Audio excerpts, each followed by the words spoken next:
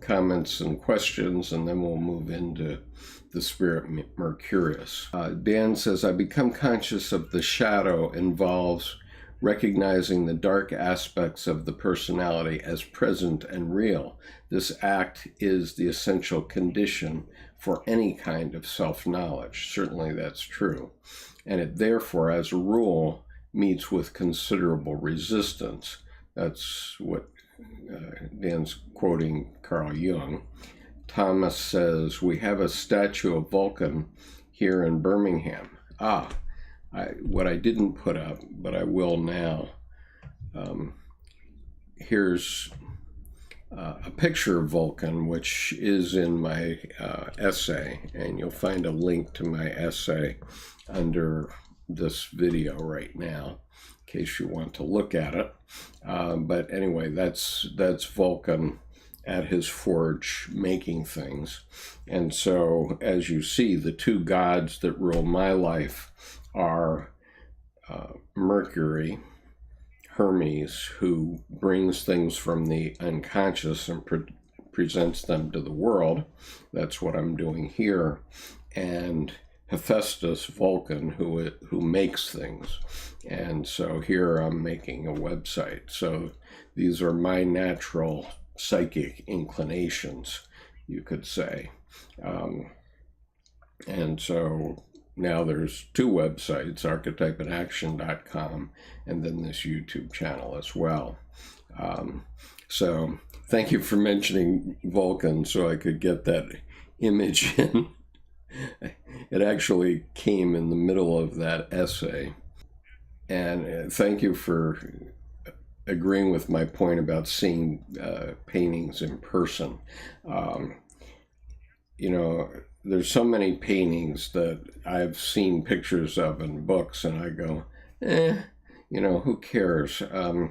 But when you see them in person, they just are breathtaking, and it really is important. And you don't know how they affect you. In other words, when I used to do tarot readings for people, I used to say that I was moving the furniture around in their unconscious. And that's basically what you're doing. You're constellating certain archetypes and maybe crushing out others, I don't know. But in any case, you're stimulating the unconscious in a tarot reading. And that's what happens when you go to an art museum too. It's also what happens when you do art. And so in my case, just to give you an example, and this probably has happened to most men who are watching this, if you go to Sears Roebuck and go in the tool section, you start looking around and say, oh man, I really need that circular saw, or I really need that drill press, or whatever it is. And you might fill up your basement with a bunch of fancy tools from Sears, and then it remains to be seen whether you ever get down and use them. But the same happens if you go to Michael's or you go to an art supply store. If you ever had any inclination toward drawing, you suddenly feel an urge to, buy a small watercolor set or whatever it is and start painting. And actually in 1995, I did that. I bought a watercolor set and I put it in a backpack. And I was walking my collies every day to a beautiful overlook place, which we have in my community, which overlooks the Chesapeake Bay Bridge. And so it looks out on the Severn River, the Chesapeake Bay Bridge, and the eastern shore of Maryland on the other side. And so every morning at 6 a.m., I was painting a sunrise of that. And over a period of about 2.5, 3 years, I painted more than 600 of these paintings. I took 15 minutes to do it, and some of them came out quite nicely. And then as I continued to do that, I started to get a little bit more interested in art, and that stimulated some thinking.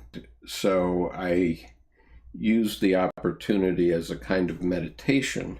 And during the next 10 years, I painted hundreds of paintings in oils, in acrylics, in watercolor.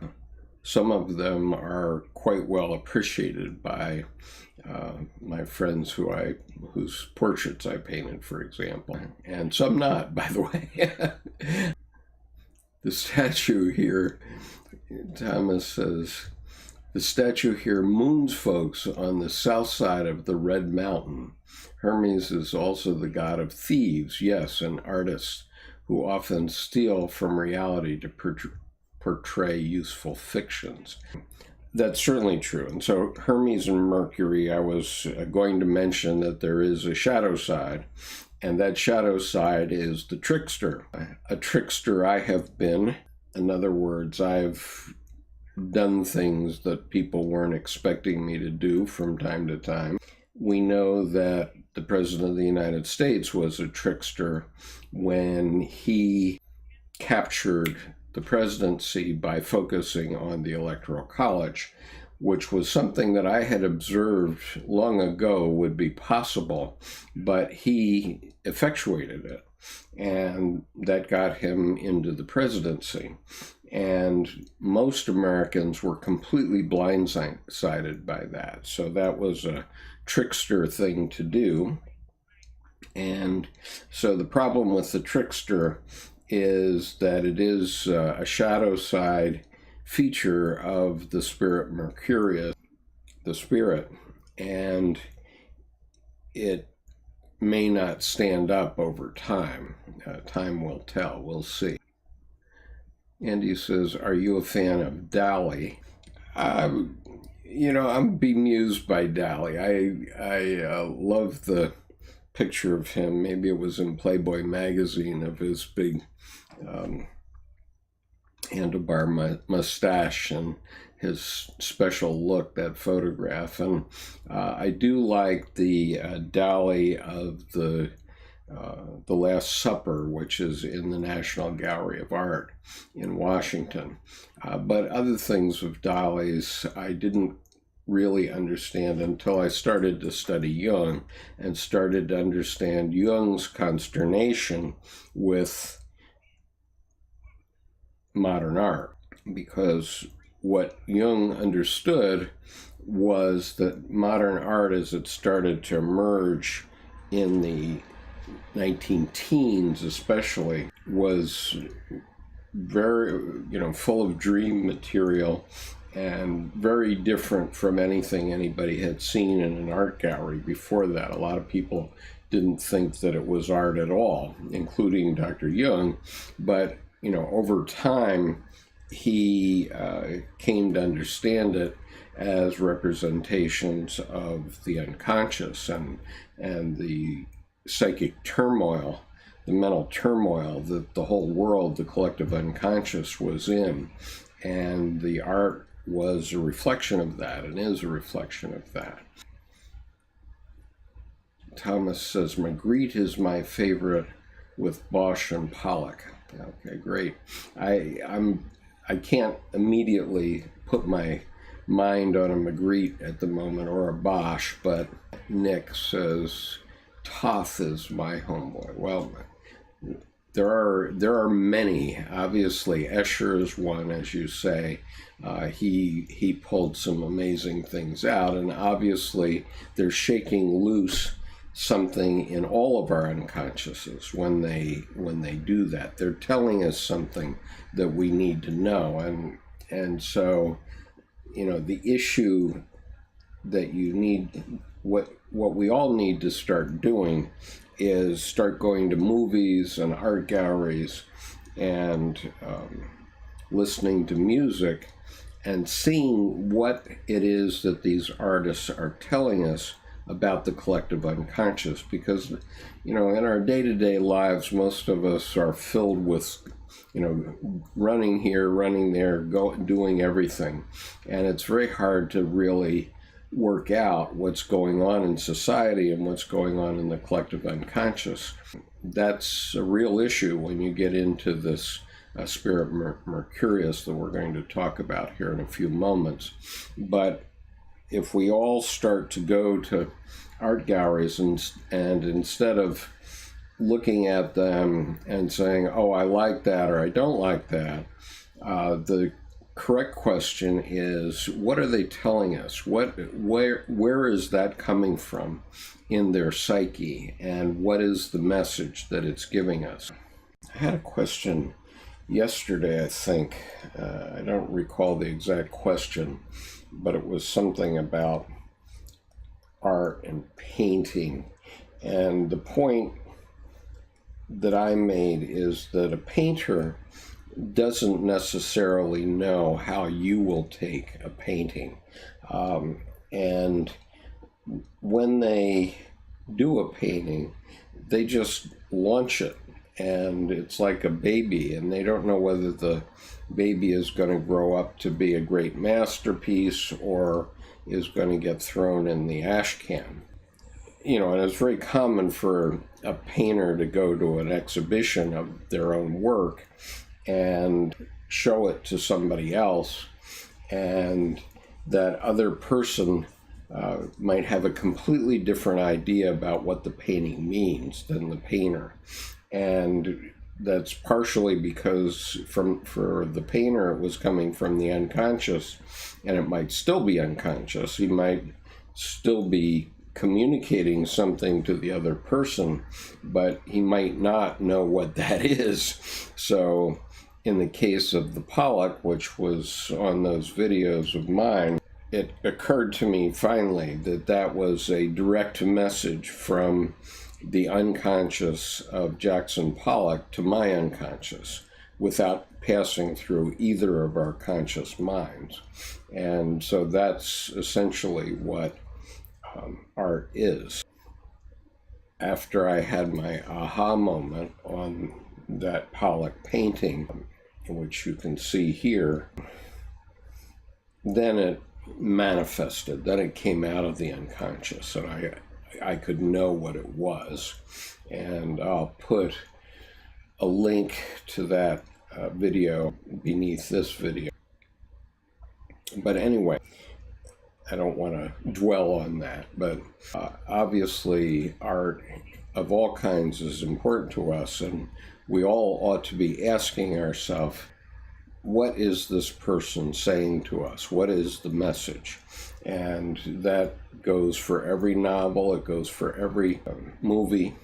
And, I think it was about 3-4 years ago, I was going into the movie theater, and there were all these posters about zombie wars and, all kinds of wars, the Transformers and so on. And I said, oh my God, what is going on in the unconscious of America that these movie makers feel we need these images? That's a real question. I mean, it's changed somewhat since then, but it's pretty rare these days that I even want to go and put that stuff in my mind. For example, I don't go to vampire movies or horror movies. I think there are enough horrors in our lives as it is, and I don't voluntarily put those images into my mind because there are vampires in the world. They are the 1%, and they are sucking all the juice out of our country and have been for the last 40 years. They've worked it out, set it up in such a way that they can suck all the juice out of the country.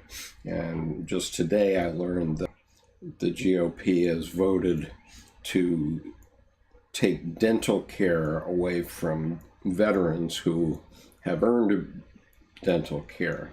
Well, I don't know about you, but when I was working for my Marine Corps retirement, as far as I was concerned and am concerned today, the benefits that I was earning and were promised to me by my government are a contract between me and my government. And I don't believe that